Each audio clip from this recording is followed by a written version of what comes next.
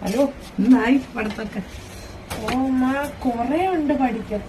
സാരമില്ല, പരീക്ഷ ആയി അങ്ങനെ കുറെയൊക്കെ ഉണ്ടാവും. നന്നായിട്ട് പഠിച്ചാൽ മതി. പക്ഷെ ഇത്രയൊക്കെ പഠിക്കണോ നമ്മള്? ഞാനൊരു കാര്യം ചെയ്യട്ടെ, എന്തിനാണ് നമ്മൾ പഠിക്കുന്നത്? ജോലി കിട്ടാൻ. ആണേ, ഈ ജോലി കിട്ടുന്നത് എന്തിനാ? കാശ് കിട്ടാൻ. അതായത് ഫിനാൻഷ്യൽ സ്റ്റെബിലിറ്റി ഉണ്ടാവനല്ലേ. അതായത് കാശ് കൊണ്ട് നമ്മൾ സെക്യൂർ ആണ്. ഫിനാൻഷ്യൽ സെക്യൂരിറ്റി കിട്ടണം നമുക്കല്ലേ, എന്നാലല്ലേ നമുക്ക് അടിപൊളിയായിട്ട് ജീവിക്കാൻ പറ്റൂ. കിട്ടുന്ന കാശ് മുഴുവൻ ചെലവായി പോകാണെന്ന് വെക്കാം. അതിന് പറ്റിയ ഒരു ജോലിയെ കിട്ടിയുണ്ടെങ്കിൽ നമ്മൾ പിന്നെയും കാശ് ഉണ്ടാക്കണം ജീവിക്കാൻ വേണ്ടി. പിന്നെ എപ്പോഴും നമുക്ക് ഇച്ചിരി കൂടെ ഹയർ ആയിട്ട് ജീവിക്കാനാണ് ഇഷ്ടം. അപ്പൊ നമ്മൾ എന്ത് ചെയ്യും? കടമെടുക്കും, കടം വാങ്ങിക്കും, ക്രെഡിറ്റ് കാർഡ് യൂസ് ചെയ്ത് അങ്ങനെ ഒരു സ്ട്രെസ് ഫുൾ ആയിട്ടായിരിക്കും.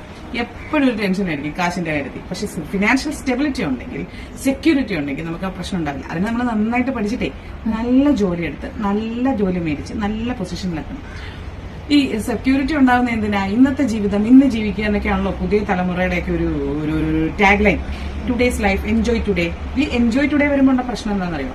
ഈ എൻജോയ്മെന്റിന്റെ ഇടയിൽ ചിലപ്പോൾ നമ്മൾ വലിയ പ്രശ്നങ്ങൾ ചെന്ന് പാടും, വലിയ അബദ്ധങ്ങൾ ചെന്ന് പാടും, കേസുകൾ ഉണ്ടാവാം. അതോടുകൂടി നമ്മുടെ ജീവിതം ട്രോമറ്റൈസ്ഡ് ആയി പോകും. അത് ഈ ചെറുപ്പക്കാരായിട്ട് ഇപ്പൊ കാണുന്ന കുറെ സംഭവങ്ങളില്ലേ, ആവേശത്തിന്റെ പുറത്ത് ഓരോന്ന് ചെയ്തിട്ട് കാശുണ്ടാക്കാൻ വേണ്ടി അമിതമായി ആഗ്രഹിച്ച ഓരോ കുറ്റകൃത്യങ്ങൾ ചെയ്തൊക്കെ ഡ്രഗ്സ് ഡീലിംഗ് പോലെയുള്ള കാര്യങ്ങളൊക്കെ ചെയ്ത് പ്രശ്നങ്ങളിൽ പെടും. പിന്നെ അവർക്കൊരു ലൈഫ് ഉണ്ടാവും, അവരുടെ ലൈഫ് ട്രോമറ്റൈസ്ഡ് ആയി പോകും അല്ലേ. അതുകൊണ്ട് ഏറ്റവും നല്ലത് നന്നായി പഠിച്ച് നല്ല ജോലിയിൽ കയറി സെക്യൂർ ആവുക. അപ്പൊ നിങ്ങൾക്ക് കാർ വേണമെങ്കിൽ വാങ്ങിക്കാം, വീട് വേണമെങ്കിൽ, അതെല്ലാം പോട്ടെ. ഇനി ഞങ്ങളൊക്കെ വയസ്സായി കഴിഞ്ഞിട്ട് നിങ്ങൾക്ക് ഞങ്ങളെ ഒരിടത്ത് ഹോസ്പിറ്റലിലേക്ക് ഉണ്ട്, ഞങ്ങൾ സമ്പാദിച്ച് വെച്ചിട്ടുണ്ടെങ്കിൽ പോലും ഹോസ്പിറ്റലിലേക്ക് ഉണ്ട്. നമുക്ക് എന്തെങ്കിലും ഒരു നല്ല ട്രീറ്റ്മെന്റ് തരണമെന്ന് പറഞ്ഞാൽ, അല്ലെങ്കിൽ നിങ്ങളുടെ വൈഫിന് ഒരാവശ്യം വന്നാൽ, അല്ലെങ്കിൽ നിങ്ങളുടെ മക്കൾക്ക് ഒരു ആവശ്യം വന്നാൽ, ഒരു ട്രീറ്റ്മെന്റിന്റെ ആവശ്യം വന്നാൽ, അല്ലാത്ത ഒരു ആവശ്യം വന്നാൽ നമുക്ക് എടുത്തു കൊടുക്കാൻ പൈസ വേണ്ടേ?